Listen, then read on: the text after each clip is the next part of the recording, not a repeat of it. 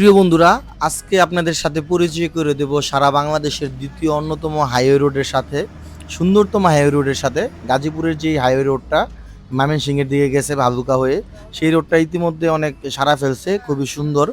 তারপরে এই রাস্তাটা আরও বেশি সুন্দর হয়েছে এখন। যদি আজ থেকে 2 বছর পরে দেখেন বা 1 বছর পরে দেখেন, গাছগুলো বড় হয়, আপনাদের কাছে মনে হবে এটাই বাংলাদেশের সবচাইতে সুন্দর হাইওয়ে। তো চলুন এই হাইওয়ের দৃশ্যটা উপভোগ করি। আর আমরা যেতে যেতে নারায়ণগঞ্জের কিছু ঐতিহ্যের কথা শুনি। নারায়ণগঞ্জ বাংলাদেশের একটি ঐতিহাসিক ও শিল্প সমৃদ্ধ জেলা, যা পূর্বে ঢাকা জেলার অংশ ছিল এবং 1984 সালের 15 ফেব্রুয়ারি পূর্ণাঙ্গ জেলা হিসেবে প্রতিষ্ঠিত হয়। মুঘল আমলে এটি একটি গুরুত্বপূর্ণ বাণিজ্যিক কেন্দ্র হয়ে ওঠে এবং এর নামকরণ করা হয় লক্ষ্মীনারায়ণ ঠাকুরের নাম অনুসারে। ঐতিহাসিক গুরুত্ব ও নির্দেশনা। সোনারগাঁতে রয়েছে যেগুলো মধ্যযুগের বাংলার রাজধানী। সোনারগাঁ ছিল বিখ্যাত মুসলিম কাপড়ের প্রধান কেন্দ্র। পরবর্তীতে এটি জামদানি শাড়ির জন্য বিখ্যাত হয়ে ওঠে। পানামনগরী প্রাচীন বাংলার স্থাপত্য শৈল্পের এক অনন্য নিদর্শন এটি, যা 19 শতকের দিকে সিন্ধু বণিকের বসতি হিসেবে গড়ে উঠেছিল। জলদস্যুর আক্রমণ থেকে রক্ষা পেতে শীতলক্ষা নদীর তীরে নির্মিত হয়েছিল সোনাকান্দা দুর্গ এবং হাজীগঞ্জ দুর্গ। দুটি দুর্গ অনেক বিখ্যাত, যেটা ইতিমধ্যে কিছুদিন পরই আপনার ফেসবুকে ভাইরাল হয়ে দেখেন। কদম রসুল দরগা 1801 সালের দিকে নির্মিত হয় ঐতিহাসিক স্থাপনাটি। এটি মুসলিম সাহিত্যপতির একটি অন্যতম নিদর্শন, যেখানে হযরত মুহাম্মদ সাল্লাল্লাহু আলাইহি ওয়াসাল্লামের পায়ের চিহ্ন পাওয়া যায় বলে খ্যাত। আর আরেকটা শিল্প বাণিজ্যের নগর হিসেবে নারায়ণগঞ্জ তো অনেক ব্যাপক সাড়া ফেলছে, সারা বাংলাদেশে জানেন। প্রাচ্যের ডান্ডি হিসাবে পরিচিত। নারায়ণগঞ্জে তার ব্যাপক পাট শিল্পের কারণে প্রাচ্যের ডান্ডি হিসেবে পরিচিত ছিল বাংলাদেশে এক সময়, এখনও আছে। যেহেতু এটা নারায়ণগঞ্জের দ্বিতীয় বৃহত্তম নদীবন্দর আছে, দেশের বৃহত্তম একমাত্র নদীবন্দর আমাগো নারায়ণগঞ্জেরই ব্যবসা বাণিজ্য কেন্দ্রবিন্দু। বর্তমানে এটি আপনার পোশাক গার্মেন্টস শিল্পের দিকেও নারায়ণগঞ্জের কোনো জুড়ি নাই, সেটা জানেন। আর দেখতে দেখতে রাস্তার এই সাইডের জিনিসগুলো আপনাদের কেমন লাগতেছে সেটা বলে যাবেন। এই যে দুই পাশে যে গাছগুলো আছে ভাই, খুবই সুন্দর গাছের যে পরিবেশটা, এটা আপনার যে ফুলের গাছগুলো লাগানো হয়েছে, এগুলো যদি আজ থেকে 1 বছর পরে দেখেন, সেটা আরো সুন্দর লাগবে, আপনাদের কাছে ভালো লাগবে। আশা করি অনেক ভালো লাগার মতোই একটা খুব সুন্দর জায়গা। তো চলুন রাস্তার দৃশ্য দেখতে দেখতে নারায়ণগঞ্জের আরো কিছু ইতিহাস শুনে আসি। সপ্তম ও অষ্টাদশ শতাব্দীর মধ্যভাগে পর্যন্ত নারায়ণগঞ্জ নামকরণ নামের কোনো নগরী অস্তিত্ব প্রাচীন বাংলার মানচিত্রে পাওয়া যায় না। নারায়ণগঞ্জ নামকরণের পূর্বে সোনারগাঁ ছিল প্রাচীন বাংলার রাজধানী। মুসলিম আমলের সোনারগাঁ নামের উদ্ভব প্রাচীন সুবর্ণ গ্রামকে কেন্দ্র করেই বুয়াল অঞ্চলের মুসলিম অধিকার প্রতিষ্ঠিত হওয়ার পর থেকে ঢাকা নগরের অভ্যুদয়ের পূর্বে পর্যন্ত সময়কালে দক্ষিণ পূর্ববঙ্গের প্রশাসনিক কেন্দ্র ছিল সোনারগাঁ। ফিরোজ শাহ চতুর্দশ শতাব্দীর প্রায় প্রথম দিকে এই অঞ্চলে নিজেদের দখলে নিয়ে অন্তর্ভুক্ত করেন লোহিত রাজ্যের। এর ফলে ঘটে হিন্দু রাজত্বের অবসান। তো আজ না হয় অন্য আরেকদিন পরবর্তী এই ইতিহাসের গল্পগুলো শুনবো। নারায়ণগঞ্জ সিটি কর্পোরেশন তো আপনারা সবাই জানেন যে বাংলাদেশের অন্যতম একটা সিটি কর্পোরেশন। রাজশাহীর পরে নারায়ণগঞ্জ সিটি কর্পোরেশনের কথা চলে আসে সৌন্দর্যের দিক থেকে এবং কাঠামোগত দিক থেকে। নারায়ণগঞ্জ অনেক উন্নত একটা সিটি কর্পোরেশন, যা বাংলাদেশের দ্বিতীয়তম। কারণ রাজশাহী সিটি কর্পোরেশনটা বাংলাদেশের প্রথম সৌন্দর্যের দিক থেকে পরিপাটির। তারপরে আমাদের নারায়ণগঞ্জ সিটি কর্পোরেশনের অবস্থান। আর দেখতে দেখতে আমরা চলে আসলাম জালকুড়ি। তো জালকুড়ি হয়ে আমরা এখন সোজা চলে যাব ভুইকরের পরে আমরা জালকুড়ি চলে আসলাম, ভুইকরের ফ্লাইওভারে। সো পুরো আমার ভিডিওটা আপনাদের কেমন লাগতেছে অবশ্যই কমেন্ট বক্সে জানিয়ে যাবেন। আর যদি সময় হয় তাহলে তো অবশ্যই, আর যদি পরবর্তী এরকম সুন্দর সুন্দর ভিডিও দেখতে চান, আমাকে এখনই কি বলবো, এটা আপনারা সাবস্ক্রাইব করে রাখুন, যেন পরবর্তী ভিডিও আসলে অবশ্যই আপনার নোটিফিকেশন চলে আসে। আর নারায়ণগঞ্জ সিটি কর্পোরেশনের যেই আপনার ঘটনা, নারায়ণগঞ্জ সিটি কর্পোরেশনটা টোটাল আপনার কয়টা ওয়ার্ডের অন্তর্ভুক্ত? এটা টোটাল 27টা ওয়ার্ডের অন্তর্ভুক্ত। আর নারায়ণগঞ্জের জনসংখ্যা 2015 সালের আদমশুমারি অনুযায়ী 30,78,77 জন। 2011 সালের আদমশুমারি অনুযায়ী গৃহ অনুসারে নারায়ণগঞ্জ জেলার জনসংখ্যা ছিল আপনার 29,48,217 জন।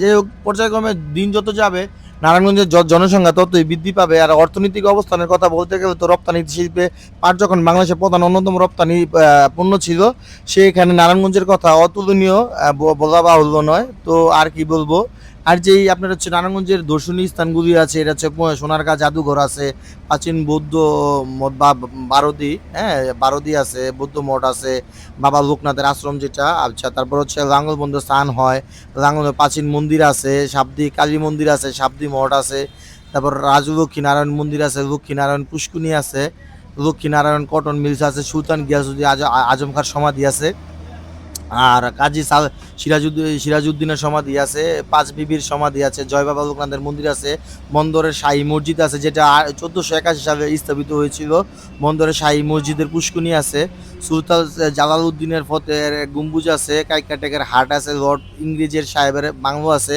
বাবা সালের মসজিদ আছে, বাবা সালেহ মসজিদের সমাধি আছে, গোয়ালদি মসজিদ আছে, কদম রসুল দরগা আছে, কদম রসুল সুলতানি মসজিদ আছে, কাঠগোলাপের স্থান আছে, গ্র্যান্ড রোড আছে, এবং কি সোনাকান্দা হাট ও সোনাকান্দা দুর্গ আছে, ত্রিবেণীর খাল আছে, ত্রিবেণীর পুল আছে, হাজীগঞ্জের দুর্গ আছে, কেল্লার পুল আছে, ত্রিমণির পুল আছে, পাগলা পুল আছে, বিবি মরিয়মের সমাধি আছে, বিবি মরিয়মের মসজিদ আছে, আশরাফিয়া জামে মসজিদ আছে যেটা আমলাপাড়াতে, এটা অনেক পুরাতন একটা ঐতিহ্য, অনেকে জানে বা জানে না। ইশাখার জমিদার বাড়ি আছে, পানামনগর আছে, সোনারগাঁ কুটির শিল্পের জন্য বিখ্যাত, বাংলাদেশের অন্যতম সোনারগাঁ লোকশিল্প জাদুঘর আছে, আদমজি জুট মিল আছে, জিন্দা পার্ক আছে, তারপর হচ্ছে রাসেল পার্ক আছে, রাসেল মিনি পার্ক আছে, মুরাপাড়া জমিদার বাড়ি আছে, সাবদি কালী মন্দির আছে, তারপর হচ্ছে বাইতুল আমান যেটা হচ্ছে আওয়ামী লীগ প্রতিষ্ঠিত হয়, এবং পুরাতন যে ঐতিহ্য বহন করে বাইতুল আমান বোসকেবিন, সেটা 1942 সাল থেকে আজকে এখন পর্যন্ত এই আপনার হচ্ছে রেস্টুরেন্টটা আছে নারায়ণগঞ্জে, বোসকেবিন খুবই একটা অন্যতম নাম করা বোসকেবিনটা। এ কে এম রহমতুল্লাহ মুসলিম ইনস্টিটিউট আছে, বাংলার তাজমহল আছে, বাংলার পিরামিড আছে, কাঁচপুরের সেতু আছে, কাঞ্চনের সেতু আছে, ডেমরা সেতু আছে, পূর্বাচল যে শহরটা ঢাকার কাছাকাছি 300 ফিট, এটাও কিন্তু আমাদের নারায়ণগঞ্জেরই, আপনারা হয়তো অনেকে জানেন বা জানেন না। কাঁচপুরের সেতু আছে, আর হচ্ছে রূপায়ণ উপশহর আছে, পন্ডোর্স গার্ডেন আছে, সোনাকান্দা যে স্টেডিয়াম হয়েছে একটা খেলার, খুবই সুন্দর স্টেডিয়ামটা, অনেকের হয়তো বা জানা আছে, জানা নাই, সময় হলে চলে যাবেন সোনাকান্দা স্টেডিয়ামে খেলতে। ওই স্টেডিয়ামটা অনেক বড় আছে, নাগবাড়ি স্টেডিয়াম আছে, নাগবাড়ি ও ফুটবল স্টেডিয়ামটা অনেক বড়, সময় হলে চলে যাবেন। তারপর হচ্ছে পঞ্চ গার্ডেন আছে, সোনাকান্দা স্টেডিয়াম, টি হোসেন গার্ডেন আছে, বাগানবাড়ি, জালকুড়ি বোট ক্লাব আছে, নম পার্ক আছে যেটা নারায়ণগঞ্জেরই, মেরি অ্যান্ডারসন আছে যেটা হচ্ছে পরে ভাসমান রেস্তোরাঁ নারায়ণগঞ্জের, এটা হচ্ছে পাগলাতে পঞ্চবটিতে চলে অ্যাডভান্স চ্যানেল, এটা হচ্ছে পঞ্চবটির মোড়ে অবস্থিত। জাতীয় ক্রিকেট স্টেডিয়াম তৃতীয়টা, যেটা এক সময় খুবই নাম করা ছিল স্টেডিয়ামটা, এটা হচ্ছে নারায়ণগঞ্জের ফতুল্লায়, এটা হচ্ছে লিঙ্ক রোডেই, এই যে এই রোডটাতেই, এই সামনে হচ্ছে স্টেডিয়াম। আর রয়্যাল রিসোর্ট আছে, বালিয়াপাড়া জামে মসজিদ আছে, গোপালদি জামে জমিদার বাড়ি আছে, সাতগ্রাম আছে, অনেক একটা হচ্ছে স্থাপনা আছে আমাদের নারায়ণগঞ্জে। নারায়ণগঞ্জের ইতিহাস তো আজকে নতুন না, এটা হচ্ছে প্রাচীন ইতিহাস বহন করে। নারায়ণগঞ্জ যেটা পূর্বের রাজধানী ছিল বাংলাদেশের এক সময়।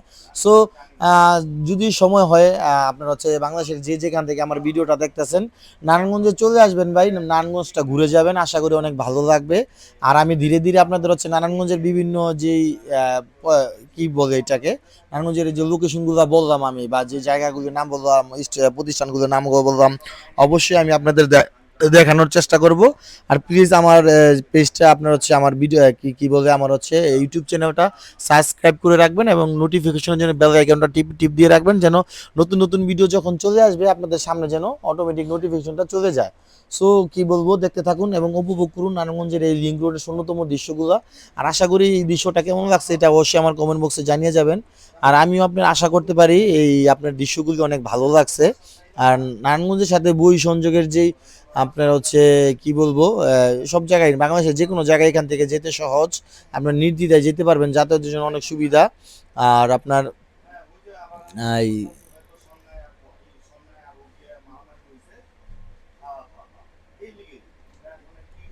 যে নারায়ণগঞ্জ জেলার যে শিক্ষার মানটা, নারায়ণগঞ্জ জেলার শিক্ষার অত্যন্ত উন্নত মানের। নারায়ণগঞ্জ জেলার শিক্ষা প্রতিষ্ঠান কম থাকলেও ঢাকা সিটির সাথে থাকায় খুব সহজে শিক্ষার্থীরা ঢাকার কাছাকাছি যেতে পারে, যেই জন্য এই জায়গার ওইরকম শিক্ষা প্রতিষ্ঠান না থাকলেও কোনো সমস্যা নেই, কারণ আমরা এই যে স্টুডিয়ামে চলে আসছি, আমরা ঢাকার কাছাকাছি, তো আমাদের শিক্ষার্থীরা বা আমাদের হচ্ছে স্থানীয়রা ঢাকায় বিভিন্ন ইউনিভার্সিটি সহজেই এসে যে পড়াশোনা করতে পারে।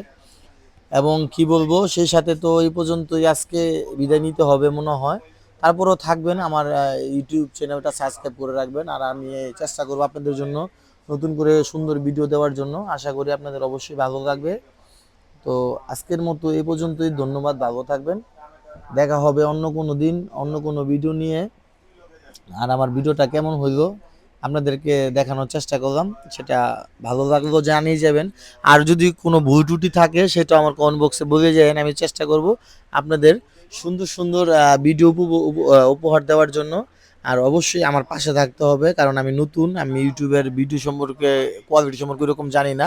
আর একটা মানুষ তো নতুন করেই আপনার সব কিছু করতে পারে না, ধীরে ধীরে কোয়ালিটি এবং ভয়েস ভোকালটা, যেটা ভোকালের এবং কি যেই মেসেজগুলো দেওয়ার ছিল বা দেওয়ার ছিল না সেগুলো দিতে পারি নাই। সো চেষ্টা করব। আর ভালো থাকবেন, কি বললাম। আর আমাকে সাপোর্ট করার চেষ্টা করবেন ইনশাল্লাহ। তো দেখতে দেখতে চলুন পরবর্তী পুরো ভিডিও পর্যন্ত থাকুন, উপভোগ করুন নারায়ণগঞ্জের সৌন্দর্য, রিং রোডের।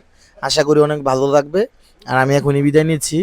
আমি আপনি উপভোগ করুন, আমাকে সাবস্ক্রাইব করে রাখবেন। ধন্যবাদ। আসসালামু আলাইকুম।